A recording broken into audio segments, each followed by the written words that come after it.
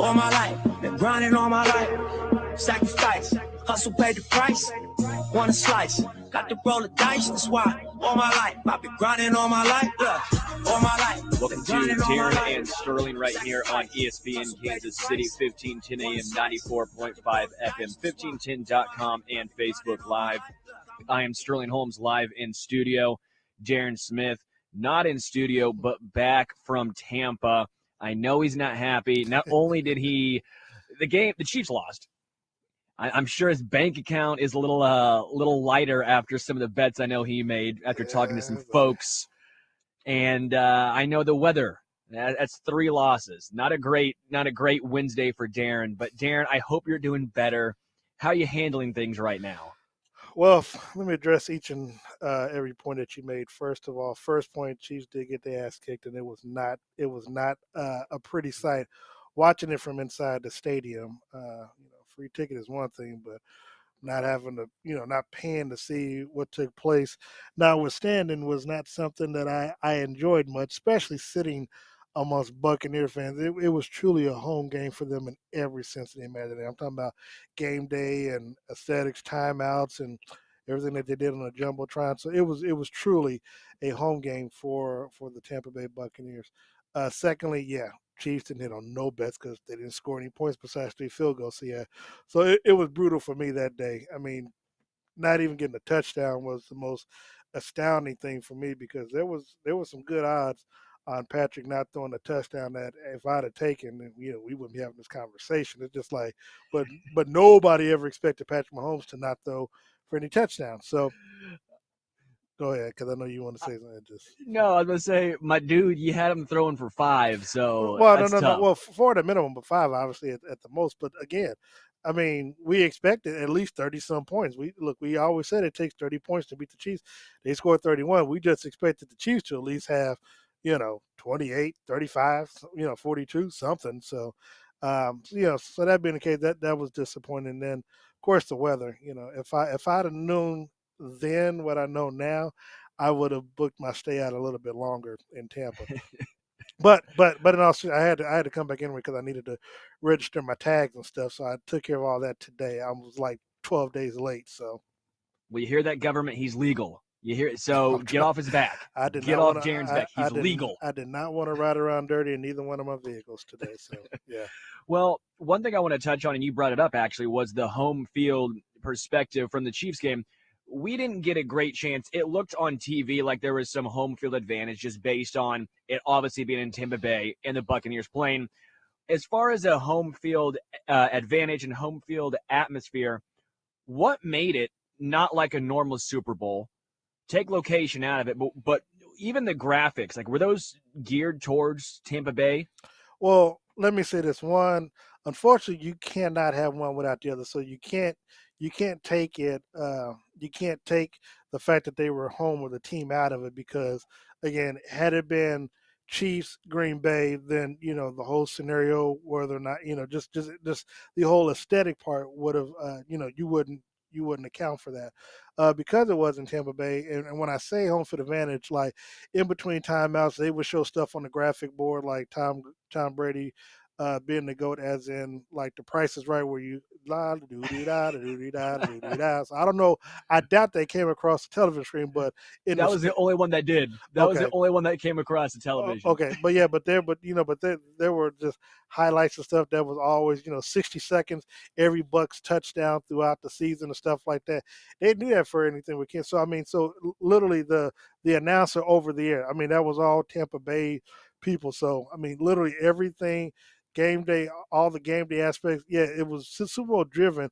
Only thing they could not do that as a home field team was fire off the cannons. But they didn't even need that, because every time they scored touchdowns, they had fireworks outside the stadium that kept shooting up every time they scored. So that was their substitute in place of the pirate bridge of the pirate and shooting off the cannons and stuff. But outside of that, everything was Tampa Bay related. With the whole setup and gear and timeouts and just everything. So do you think the NFL, because they said it was going to be neutral, and they said they were taking away the cannons and all that stuff, do you think they did a good job? Yeah, but so do you think the NFL could have done more, is what you're saying, to make it feel more neutral? I mean, unless you have their people that's doing the announcing. No, I mean, there was look. They never thought that it would get to this point. I think obviously it became a reality once Tampa Bay got into that NFC Championship, and then of course reality once they beat Green Bay. But no, I mean there's nothing you could do. I mean, you try to take whatever notes you can, and you never know uh, uh, unless Matthew Stafford leads unless he leads the Rams to the Super Bowl. I don't think they'll have to worry about that next year. That's a very fair point. We did get a Facebook Live notification from Edward. Have we signed any linemen yet? No, No, no, but but we did sign with Dexter Baker or no DeAndre Baker to a contract in 2021. So shout out to which the we love to see. Chiefs. Yeah, Yeah, I mean I don't think. Hey, maybe we needed him in Sunday's game since he didn't play. yeah. No, I think the offensive line, since you brought that up, we should touch on it, I think, very quickly. I think the offensive line that you saw in the Super Bowl, you may see 4 or even 5 different starters to start the season next year. I don't know how many of those guys will be starting week 1 for Kansas City. Someone like Mike Rimmers, maybe you keep him on as a backup, but I think Lucas Niang is going to start. I think there's going to be another high draft pick, personally. I don't know Man, if Mitchell Schwartz. I'd have a lineman in the first round, man. I just the way Kansas City was manhandled. But you know what? If I'm Kansas City, I'm looking to get somebody from off the offensive line from either Clemson, Alabama, or Ohio State, man. I mean, I'm not. They look, man. They were physically beaten down in Tampa, and it's one thing to watch them television, which I can assure you, I have never seen the full entire game of the Chiefs winning the Super Bowl in 2020. I refuse to go back and watch this game just because being there, I mean, there's just no advantage to watching this game ever again if you're me. Uh, th- they got beat within an inch of their life, and I feel so bad for Patrick because he did everything he could, and this is the thing. First time I had really any chance that we can expound on. I know somebody asked about any free agent we can think of. I think Orlando Brown or someone mentioned that Well, he wants Orlando to trade. Brown is from the Ravens. You're going to have to probably at least first rounder. Orlando Brown was their starting right tackle. He's 25 years old. He's going to be Yeah, on the final year of a rookie contract. He filled in at left tackle for the Ravens when Ronnie Staley went out with injury. He played great, and now he says, you know what, I'm a left tackle. Blame him. Left tackles on average probably make around $5 million more per season. So that's not a couple $1,000. That's $5 million more per season. So he's going to want to get paid. I think Kansas City, if they decide to part ways with Eric Fisher, not saying what I think they should do, I'm throwing out a scenario. If you part ways with Eric Fisher, that's $12 million off the books. Then you maybe trade your first round draft pick, you bring in Orlando Brown, and you sign him to an extension. Well, he's 25. You have your next left tackle for what, 7 more seasons? yeah, but see, here's the one thing, and I know Rashad Lewis is saying Orlando Brown might cost too much, but here's the thing: if you all watch that game as closely as a lot of us did, there is no cost that you won't pay to protect Patrick from being in that scenario ever again. I would rather the team go all out on the offensive line in the offseason, even if that means bringing Sammy Watkins and Demarcus Robinson back on veteran minimum deals at $1 million. If you can guarantee me that you'll have an offensive line next year that will A, stay healthy, and B, Patrick won't have Patrick running for his life, I don't think. Look, Patrick will give money back to make sure that happens. Yeah, just to me, as much as Orlando Brown will cost, which is again at least a first rounder, That's I fine. wouldn't I wouldn't necessarily throw Kansas City out of that equation just yet. And that's based on Eric Fisher and if they think he's going to be healthy and be ready. That injury, he's not going to be, healthy until probably what? Halfway through the season next year. No one knows yet what Mitchell Schwartz is going to do. He put out that cryptic Instagram post where he says he'll have some news coming out shortly. If some money frees up, I would not see any reason why Kansas City wouldn't go out and bring in a young, valuable, talented left tackle, someone who you know is going to be there for at least the next 5+ seasons. Well, I mean, regardless of, especially if you're looking at a free agent, any free agent left tackle that's worth his weight in salt is going to cost you money. I mean, just that's just because of what the position pays. And look, if you can look, and you can draft good starting offensive tackles even in the left round. I'm sorry, even in the second round or even the third round. I mean, you just have to have. I mean, you just have to have people who are just. I mean, you just look. That's why we have a great scouting department. That have hit on more picks than they've missed in recent years. And look. To your point about Lucas Niang, there's no guarantee that he's going to come in and start next year because we don't know what he's been doing this year that he's been, that he opted out. We're presuming that he's stayed in shape. He's worked on fundamentals. He may have worked out with his college or people back at home. So we're under the assumption that he's going to come in and fill in a role or fill in a position which we don't know yet. So I don't want to make any assumptions on what he might be able to add or bring to the team. So that being the case, look, like I said, you saw on television, Sterling. I was there. Patrick, I know you talked about Eric Fisher being missing, and look, his absence was even bigger than I thought it would be. I thought that Patrick would still be able to, run around and avoid the calls, which he probably would have had the receivers caught the passes. I think I think that would kind of offset some of the pressure because, of course, they catch the ball. We get a couple of touchdowns. Travis extends the plays and extends the drive. So the game plan turns out a little bit differently. May still end up being the same result. We don't know. But again, when you drop passes, it doesn't really matter what the offensive line is looking like. But since we're dealing with the offensive line, again, for Patrick's sake, for his health, for his strength, for Chiefs fans' sanity in Los Angeles if these two teams were to match up again next year. You do not want a scenario where you've got those defensive linemen bringing pressure with just four against Patrick. So if I'm Brett Veach, it's just me. If I get to play general manager for a week or whatever, I am looking at first, obviously, the list of free agents, people who are coming up, and people that you think might be able to give me a trade or whatever. But I'm getting a left tackle, a right tackle, and then I'm drafting some backups. And you talk about off season workout. Uh, I'm working the hell out of these draft picks or whatever because they are going to be up to snuff by the time the season starts. And if nothing else, like Mulan, we're gonna make men out of them. I just think that's what's so tough, though, honestly, with Kansas City probably going to be drafting anywhere from 30 to 32 the next few seasons. Great, solid week one left tackles typically go in the top 15. That's kind of what we've seen. I mean, Well, that's what we've depends on seen. where That's a they're new coming trend. from. It just depends on because obviously you're going to be having quarterbacks and receivers and defensive players that's going to be in that mix. So I mean, you can find them. You just again that goes back to the talent department. The scouting department. I mean, if they do their job right, which again, Kansas City over the last, and I'm just going to say the last decade. I think that they've done a good job of going out and scouting and bringing talent in to where even fifth, sixth, seventh rounders have contributed to to Kansas City.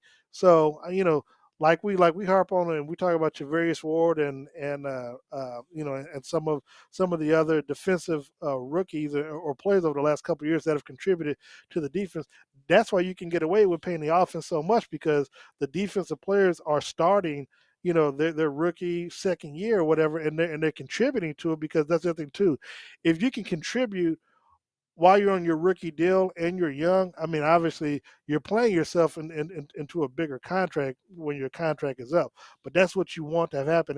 But that also goes back to the scouting department finding and hitting on the right draft pick. So again, if we talk about all these hits that the Chiefs are getting and that they're making.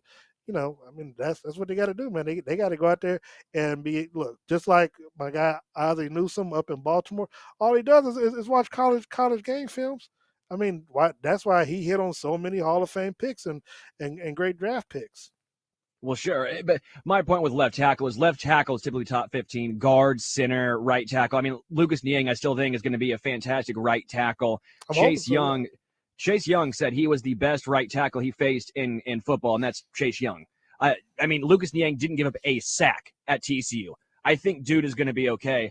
But just when it comes to left tackles, you typically have to pick up high, and that's why I have no qualms if Kansas City says, you know what, we'll trade a first-round draft pick. Maybe we throw in something else and try to get Orlando Brown. I Yeah. think you want the sure thing. I am so much more comfortable with a sure thing than trying to hope something hits. That's where I'm at. Just you have to protect Patrick. Make sure that's your number one priority. Well, look, obviously, if you can get Orlando Brown, again, he's 25. He may be on his last year of his rookie deal, but even if that's the case, you can tag him if you need to, I believe.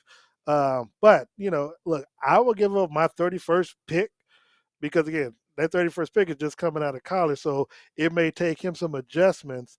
Because look, just because you're drafted in the first round, don't mean that you automatically start right away. I mean, because the NFL game can still be too fast for you. So I said it to say that I would be willing to give up the 31st pick to get in a trade to get Orlando Brown. If that's what it would take, I would do that. I would do that yesterday. I would have done that Saturday before the Super Bowl, so I could have him in uniform by Sunday.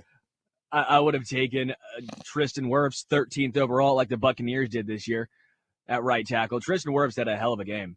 That Well, right tackle for the Buccaneers. I mean, there were a lot of good. There's a lot of good offensive linemen in this previous draft class, and I still think Kansas City would have taken Cesar Ruiz, the center, if he still would have been on the board at 32 last year. But the Saints snuck in and got him right before because I think he was probably the next offensive lineman off the board. There was just a big drop off last year in that gap, and that's what I think killed Kansas City. I think Kansas City, though, at least now realizes the mistake. You almost made it to a Super Bowl with a historically bad defense in 2018. The key is protecting Patrick, giving him time to hit his weapons, and after that, you can win with a average to below average defense. Just make sure they're not historically bad. well, the only pushback I would say to that is that, like the Super Bowl, the Chiefs did not make any adjustments in the first half to what the Patriots were putting out there, and because of that, you find yourself down 21-3, I believe it was, or something like that. And then, of course, you had to score all those points in the fourth quarter to get back into the ball game to send it into overtime. I say that to say that, that, to be honest, look, I know we give Andy Reid a pass because he won the Super Bowl, but some of that vintage Andy Reid came back out in the Super Bowl with the clock management, the timeouts, and again, not making any adjustments throughout the game. I can live with getting beat. I cannot live with it's hard for me as someone who covers the Chiefs. It's hard for me to accept what they put out there because again, you didn't make any adjustments, and you can't tell me that you did because if you did, Tampa Bay wouldn't have stayed in their deep cover two the entire game because they saw you didn't make any adjustments. So why should we? And it's working for us. We're going to stick with it.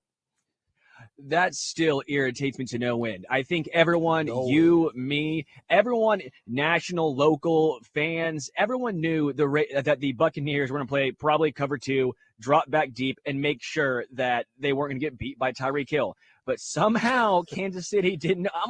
I'm just sitting here going, how the hell did you not know this is what they were going to do? I don't care if you lose, but I do care that you lost this way. You can't lose this way doing what everyone thought you were going to do, come out after the game and say, well, we didn't think they were going to do that. Yeah, I can't side with Tyreek on that one. That's man. Look, I was arguing with some people on social media. What was it, Sunday night after the game, and they were upset at my post, and I'm like, because I said Kansas City flew all the way down to Tampa Bay just to kick 3 field goals, and I'm like, man, look, I mean, it is what it is. They got beat. They didn't make any adjustments. Don't blame the referees. Don't get mad at me because I'm not the one that called the plays. Again, look, the referees had some. I was talking to one of my sponsors. The referees, they had some bad calls in there, but as I go back and say, the referees did not call a timeout on 3rd and 2 with 44 seconds. The referees did not line up in the neutral zone on the field goal. The referees, did not punch one of the linemen in the face like Chris Jones did. And the other thing that I keep reminding people, and Sterling, you and I both know, because we've talked about it, and Lebo's been on the show when I talked about it, the penalties that the Chiefs had that would have throughout the season. And if I got a question, and whether it was to Andy or to Patrick, I'd be like, "Look, man, y'all had 10 penalties in the ball game. They would, but fans, but we won the game, And then, even Steve this one was like, "Well, Darren, if we'd have won the game Sunday and we had those penalties, you wouldn't." I said, "No, I mean, look, we got lucky. We got lucky, some of the games and throughout the year." But what happens is you either coach it or you allow it. And if you don't address it, because I think you or someone said that was one of the reasons why they got rid of Andy in Philadelphia, because he was so much of a player coach that when it came to discipline or trying to correct those mistakes, he didn't do it. Again, if you're winning 30-10 and you got some penalties or whatever, that's one thing. But in the heat of the game, you got to play it much smarter than what they did. And I don't know, and I would also think that maybe some of the players got a little bit confident, or a little bit cocky coming out of the Buffalo game, going into with the 2 weeks going to the Super Bowl, and Frank Clark talking about he's going to be looking for Brady's ass, in the Super Bowl. He didn't want to give him no bullet material, but that's what you did anyway. And then I don't know, man. I really and this, Strolling, because again we talked about it throughout the year. I wasn't real high on the whole dynasty talk with the five wins, or the 7 wins. I'm like, man, just get two first. Get two. And Yeah. then we will talk about dynasty 3P. Because again, you're already putting a bullseye on your back, but the main bullseye is going to be on your quarterback, because he's the face of the team.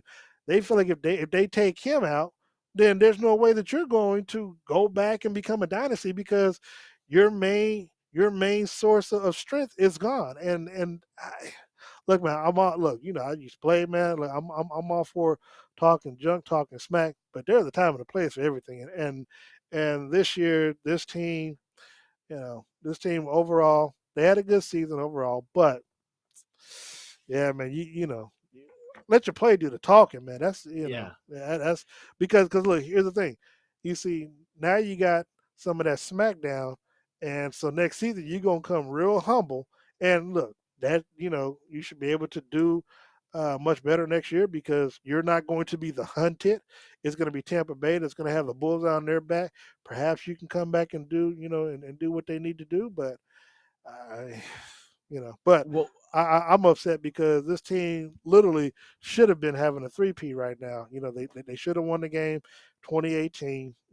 But and maybe they go back, maybe they beat the Rams in the Super Bowl. Maybe it's still 54-51 game where the Rams pull it out or whatever. But I think you know. I'm with you with one thing for sure, and that's the dynasty talk. And the reason why is you can't win 6 until you win number 2. Exactly.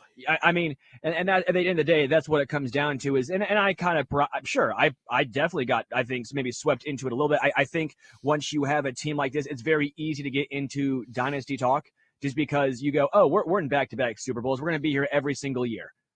It's not that easy, and you need to take advantage of it when you're there. And you can't talk about number 6 until you get number 2, until you get number 3, one at a time. You got to go one at a time, and that's what I think all the greats have done. That's what Tom Brady has done.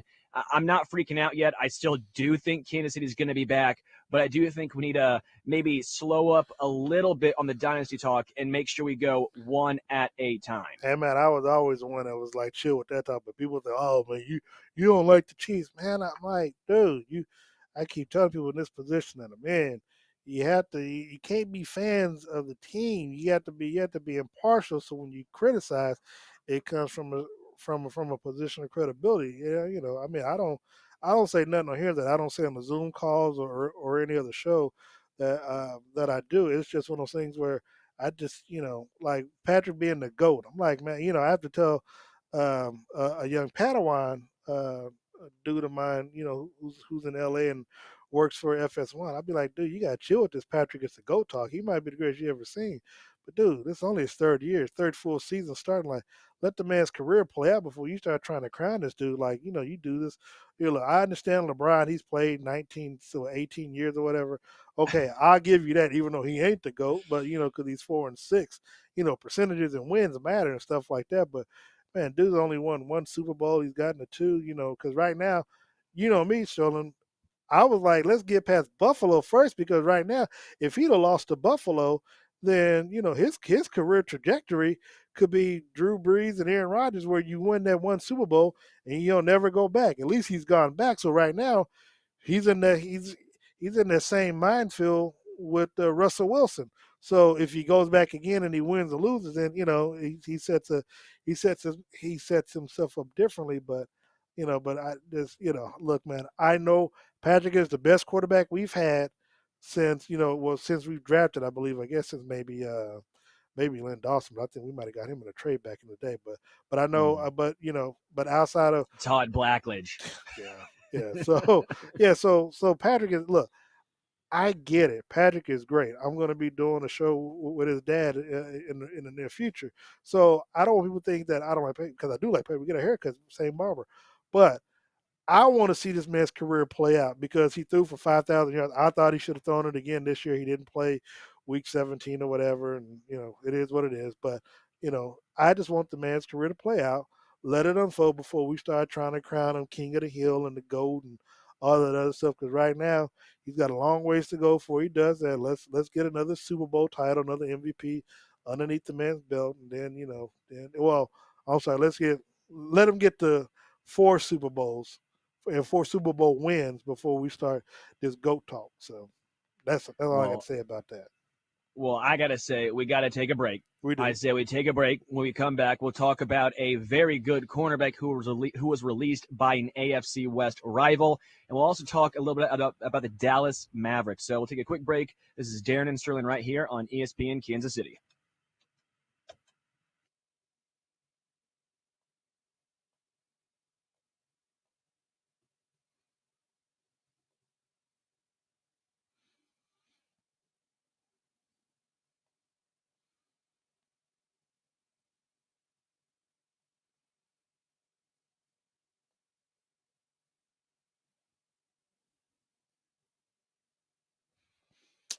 Can't hear anything, Sterling. Online. Stay on top and visit cherrysportsgear.com today. A KC tradition since 1957, Hereford House is a locally owned steakhouse that has served generations of Kansas Cityans. Hereford House exclusively serves certified Hereford beef, which has been proven to be naturally more tender and flavorful than other brands. All their steaks are aged 21 days, hand-cut daily, and grilled over an open charcoal flame. This process provides a wonderful aroma and delicious flavor that cannot be duplicated by any other cooking method. Hereford House, Leawood, Independence, Shawnee, and Zona Rosa. Hi, this is Justin Cole, Private Wealth Manager at Creative Planning. Over the last few years, we have grown to one of the largest nationally recognized wealth management firms in the country. While we are proud of our success, we're most proud of our Kansas City roots. We were founded in Kansas City and remain headquartered here because there's no place we'd rather be. We're Kansas City strong. Thank you, Kansas City, for giving us a vibrant community in which to thrive. And thank you to our clients for putting your trust in us. We don't take this lightly. If you're not a client, we invite you to reach out for a free, no-obligation financial review with our experienced team of investment professionals, CPAs, and lawyers who will work together to build a comprehensive plan for you. You can find us at creativeplanning.com. That's creativeplanning.com. Or by calling 913-338-2727. 913-338-2727. Learn for yourself how Creative Planning has earned our recognition as a top national wealth advisory firm.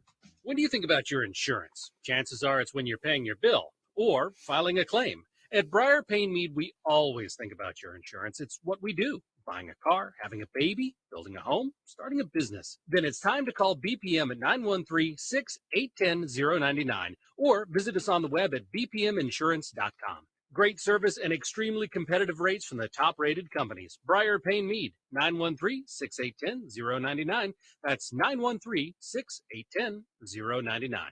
Haven't made Valentine's plans yet? Let the Elms help you spoil that special someone this year. On Saturday the 13th and Sunday the 14th, get a 4-course dinner menu with a glass of champagne for only $60 a person, plus tax and gratuity. Turn the night into a full getaway and book a room and spa appointment too. Reservations are required online at theelmshotelandspa.com or call 816-630-5500. That's 816-630-5500. Located in Excelsior Springs at 401 Regent Street, the Elms Hotel and Spa, a destination hotel.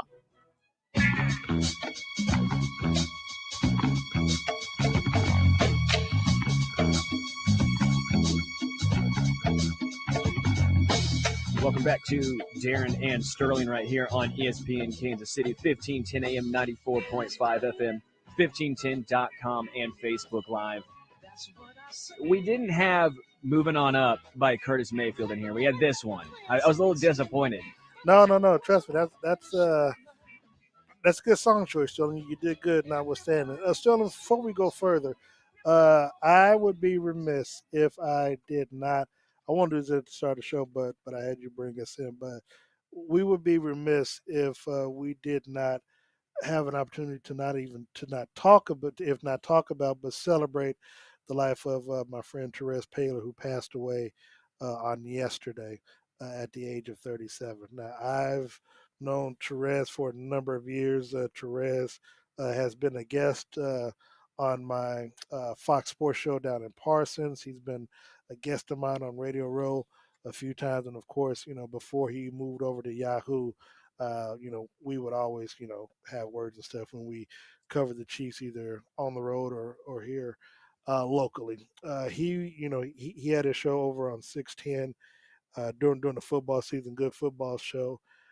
He was a member of the Kansas City Association of Black Journalists as well as the National Association of Black Journalists. He was also a wrestling fan, a wrestling lover, someone, who we would talk wrestling, we would have wrestling chats and stuff to talk about. But he was a good guy, I mean, and he was a graduate of Howard University, a historically black college and university, student such as myself down at Lincoln University, and you know, he's one of the few people that you cannot find anything bad or negative to say about. Now, people can say things negative about me, but I don't care. But he was one of the few good guys in the media that had respect all the way around, and would go the extra mile. There were times he was like, man, I got to check with my contract, stay, see if I can do it. He's like, man, it don't matter, man. I'm gonna go. Come on, let's go record some stuff. And he was just that guy. So I wanted to make sure that, um, I, send out my condolences. I did so on social media, but also wanted to verbalize it as well and utilize this airspace to give our condolences to his fiance, his family back in Detroit, and obviously his colleagues that he worked with at the Star and Yahoo as well. I mean, just an honest, good man. I mean, so many people, and literally just what everyone in this space should strive to be. Someone who always had his facts right. I know people who would not take stuff at face value until they heard from Therese. I remember people saying, I'm not going to believe this if this isn't true unless Therese breaks it. And just, I mean, you know what kind of respect that just people have for you and had for him, just it's heartbreaking. Just for his family, like you said, for his fiance, for everyone. It's just, yeah, I mean, it's terrible. It's raw because we were literally just on the Zoom call, the Chiefs Zoom call on Monday. I was still in Tampa, and I don't know if he came down to Tampa or not, just because I didn't run into him. So I don't know if he came down to cover review for Yahoo or not, or if he just stayed home. But yeah, the fact that we were just on the Zoom call on the Chiefs Zoom with Patrick and Andy on Monday, and then to get the news that he had passed away, because I found out literally once I had landed. My Parsons owner called me and asked me about Therese, and I said, "Well, I don't know. Let me make a call." Called his cell phone, didn't pick up. Then I called one of his colleagues at the Star, and he said, "Yeah, it's true." And I was like, I just didn't even want to, I'm like, let me just go on about my business. So yeah, but again, he gone too soon, age of 37. Therese Paler, great guy. Uh, Covering the Chiefs is going to be a little less fun come next year. So just want to make sure we got that out the way. Yeah, no, I'm 100% with you again. Give all of our condolences to his family, to his fiance, everyone that knew him personally, all of his fans, everyone who followed his work. Again, I think he's someone that everyone should strive in this workspace to become. Yeah. So. Yeah. One thing I do want to just switch topics on this and go to AJ Boye. He was released by the Denver Broncos, a AFC rival, obviously, someone who was a very strong cornerback for a very long time, spent most of his great years with the Jacksonville Jaguars. Broncos cut him, and they save $11.7 million against the salary cap. Is this a guy you think the Chiefs could potentially bring in? He's going to be suspended for 2 games. If Bashaud Breeland played himself into a multi-contract situation, AJ Boye may have played himself into a 1-year prove-it deal. Do you think this could be someone that the Chiefs take a look at for the right price? Well, it's possible. I mean, it depends on what kind of defense they run next year because, I mean, you're still going to have Travarius Ward on his rookie deal. You got Juan Thornhill. You just signed DeAndre Baker. So, uh, is it a need? I think it could be more of a want than a need. Because look, I'm so stuck on just the old line. Like I don't even care about them getting any more wide receivers and running backs for Patrick offensively. Again, these next few months, especially with Patrick getting surgery on his toe with the turf toe, only thing I can think about is protecting Patrick. Protecting Patrick and being able to run the football. I think I think this game also showed that you need to have a more balanced attack because that's something that Tampa Bay had. I know you hate talking about it, Sterling, but I mean, Leonard Fournette, he ran for 94 yards. He also caught what was it, 34 or 64 yards in the game from Brady. So they were able to run the ball effectively. They were also able to spread the ball around. Obviously, Chris Godwin and Mike Evans wasn't that big of a factor, in the bigger scheme of things because of what AB and Gronkowski were able to do. But because Brady has so many weapons, and like you said, that offensive line was healthy, protected Brady. They were able to get push against our defensive line. And I mean, that's what happens. I think that's what happens when you have a balance, which is what the team had when they had Kareem Hunt and to an extent Damian Williams before he opted out. But man, but to answer your question directly, I would say he's more of a want than a specific need. Only because like I said, you just got to signing DeAndre Baker's and he didn't really contribute at all this season for the team when they brought him in. So perhaps you sign him because you don't think you're going to get Bashard Breeland back, and I mean he moves right into that role. And plus, he started in New York, so it's not like he can't play the position. He started in New York. Again, he was also cut, but that was less on talent and more based on off the field allegations that were which he basically was acquitted of. But yeah, not guilty. So. Yeah. The thing with Bashaud, I think Bashaud played himself into a solid multi-year contract, similar to what Kendall Fuller was, which I think will be out of Kansas City's price range. I think Travarius will be starting. I think Legarius will probably be starting at one spot. I forgot about Legarius.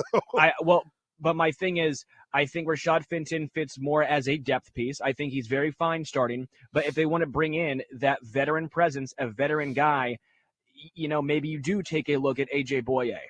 Maybe because of the recent, he had the performance enhancing, so he's suspended 6 games, again, 2 to start next year. Maybe that parlays into a cheap 1-year team-friendly prove-it deal. Yeah, I was going to say, I don't have a problem with that.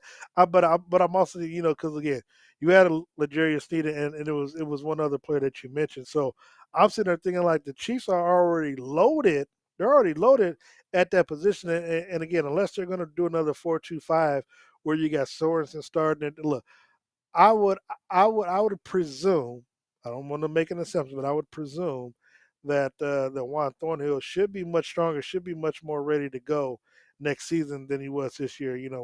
Since he got a year underneath him playing on that Achilles, he should be good to go next year. So I said to say that I'm pretty comfortable with where the Chiefs are with the defensive backfield.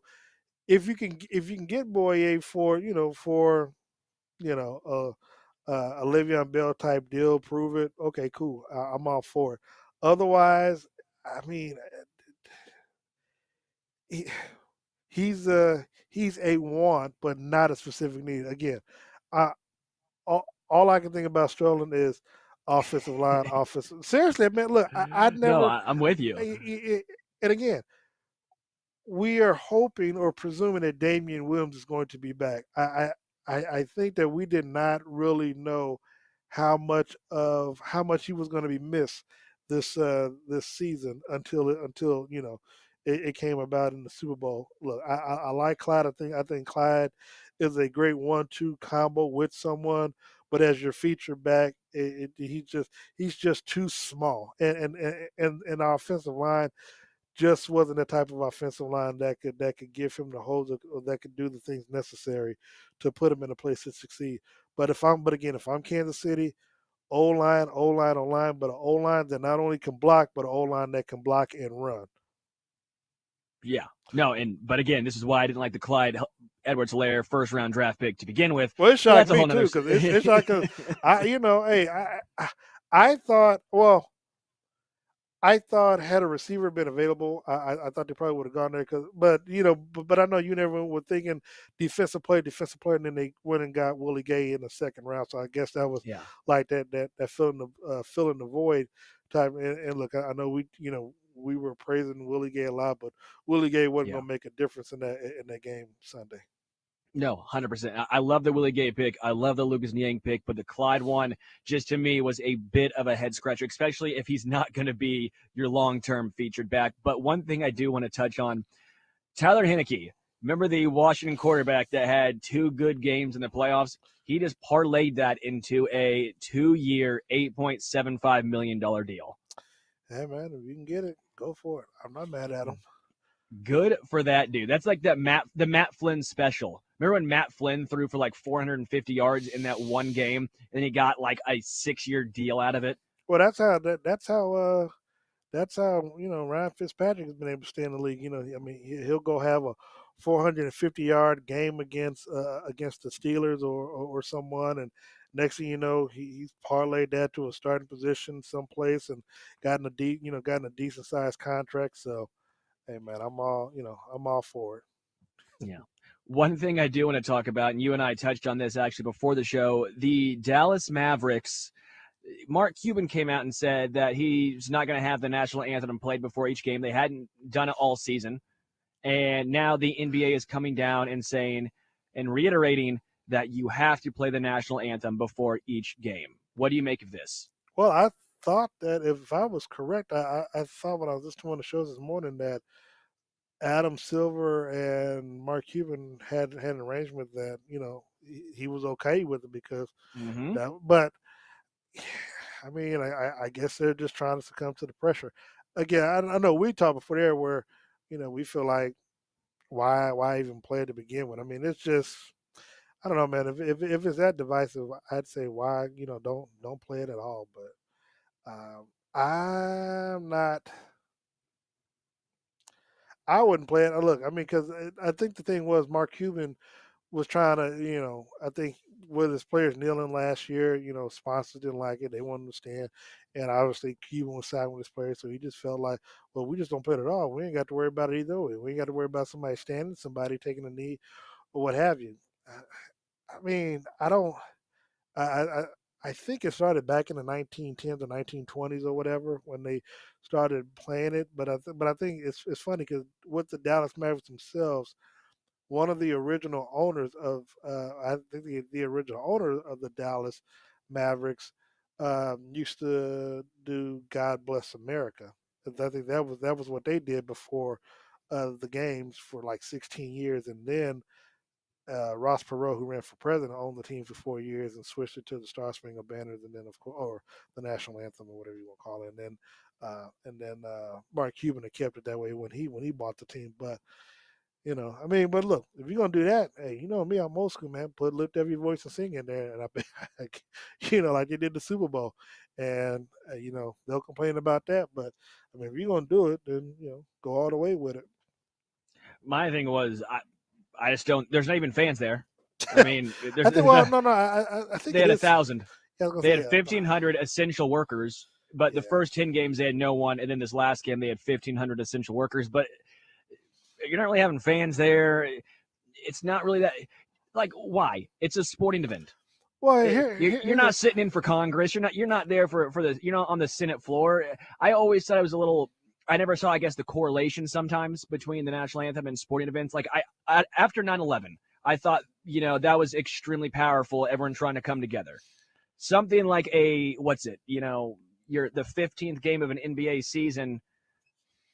If the players aren't into it, if Mark Cuban and the ownership isn't into it, doesn't it just seem disingenuous for them to play it just for the sake of playing it? Well, and the flip side is that they hadn't been doing it all season. I think it would just happen to be a reporter making an issue of it that it came to light or whatever. But Cuban's like, they didn't do it during the preseason. They hadn't done it so far in the regular season. So it is what it is, man. People gonna find a reason to complain one way or the other, man. And I'm just like, I ain't here for it. What you're saying is it was probably one of the essential workers. They had no fans. In the first game they have fans, it comes out. Right, exactly. So it could be a whole lot worse, man. Yeah, at the end of the day, At the end of the day, this is what it is. Before we go to break, Kyrie saying the Nets look very average. What do you make of the Brooklyn Nets in this three-headed monster of Kevin Durant, Kyrie Irving, James Harden? Most of the time, they're averaging 140 a game. I think they lost, last night and put up a 99 spot. I thought it was 111. 111 of them is like 99 for a normal team. Well, yeah, but Kevin Durant was out of the game.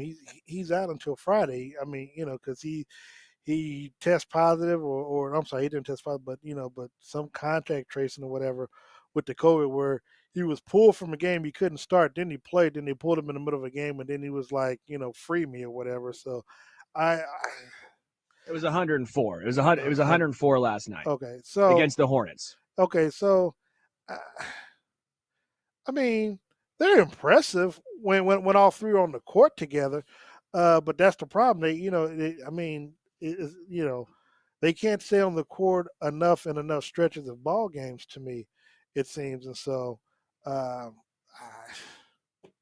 because he won't be back until Friday.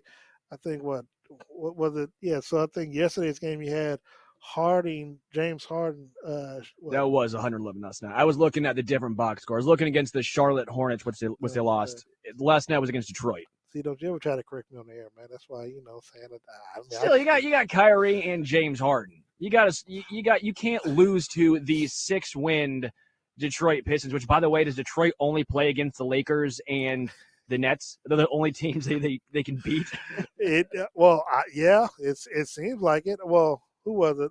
Or the Wizards. They can't seem to beat the Wizards either. So, look. Kevin Durant is a difference maker, but they can't play any defense. Well, take it back. I think one of the biggest things that somebody pointed out is that having all three of them on the floor at the same time really hurts, because when you bring your second unit in, you don't have a scorer. You don't have someone that can take control of the offense. And obviously, the Eagles are as such where none of the three are going to come off the bench. With that second unit, so that's, but this is a situation that they wanted. So I can't, you're not going to hear me, cry any tears or crocodile tears for him, because this is what they asked for. James Harden wanted to be free. He wanted to go to Brooklyn. That's where he's at. And, I put it like this. I think they're just like Tampa Bay. Give them a chance to make to the playoffs, and then of course now you got where you have to focus on one team for 3 or 4 games or whatever, and we just let the chips fall where they may. Well, then I will ask you your finals pick when we come back from break. Oh, okay. What? Don't look confused. You just said that give them a chance to get it together. I gotta see if you're gonna. No. I was just gonna say, because I thought we gave our finals pick a while back when we started the season, but I mean, Yeah, you want but to update that's it. before James Harden made it. That's a pretty big deal. That is okay. I'll play that game. All right, well, we'll take a quick break. This is Darren and Sterling right here on ESPN Kansas City. Do you want to increase your business sales in 30 days? We've developed a proven method to do just that. What if I told you that for less than $5 per day, you could increase your sales? You can with the help of KC Referral Network. KC Referral Network will promote and market your business on 4 of the most effective advertising platforms: radio, direct mail, digital marketing, and referral directory marketing. Get started today at saleskc.com. That's saleskc.com and increase your business sales in 30 days. saleskc.com. In these trying times, Kansas City Credit Union knows how important cash flow is in your household. With rates near all-time lows, now's the time to take action. Free up some cash by lowering your monthly car loan payment when you refinance your auto loan with Kansas City Credit Union. And as a bonus, Kansas City Credit Union will delay your payments for 90 days. Visit kansascitycreditunion.com/810sports for more information. Kansas City Credit Union, your path to financial freedom.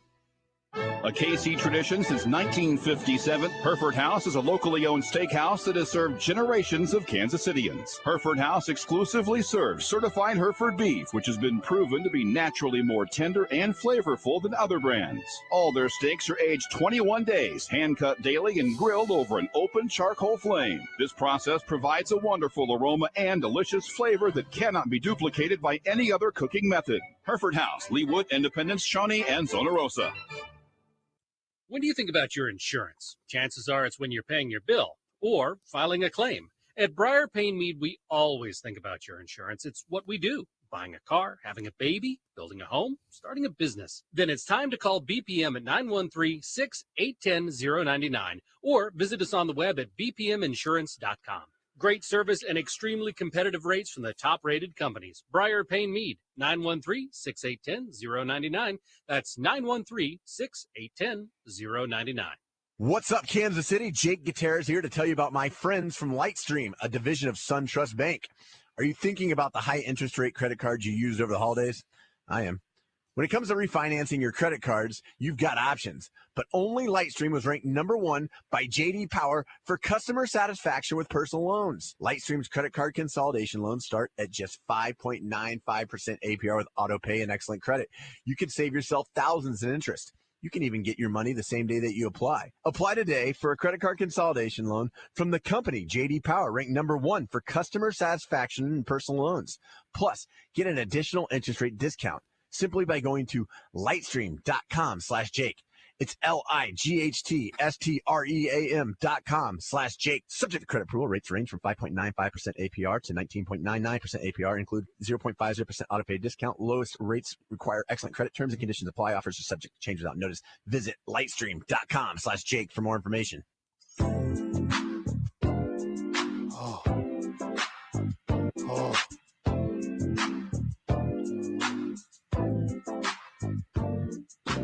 Welcome back to Darren and Sterling right here on ESPN Kansas City, 1510 AM, 94.5 FM, 1510.com, and Facebook Live.